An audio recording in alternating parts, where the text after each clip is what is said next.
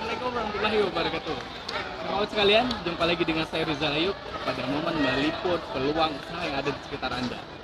Kawan sekalian, sekarang saya sedang berada di acara Aceh Festival Kuliner 2019. Dan Anda tadi sudah melihat liputan kecil, ya, berapa jumlah banyak orang yang hadir. Ini adalah kegiatan peluang usaha yang paling besar yang sebenarnya kalau kita mau melihat dari sisi kulinernya. Kegiatan ini mungkin akan dibuat lagi tahun 2020 atau bisa jadi mungkin akan hadir di kota Anda. Yang jelas manfaatkan semua peluang yang ada di depan Anda, jangan telat sedetik pun karena waktu itu berharga sekali buat Anda. Apalagi kita pemirsa. Ini saja dulu dari saya, Rizal Ayub, melaporkan dari acara Festival Kuliner Aceh Taman apa namanya? Safiatuddin. Ratu Safiatuddin, Banda Aceh. Assalamualaikum warahmatullahi wabarakatuh.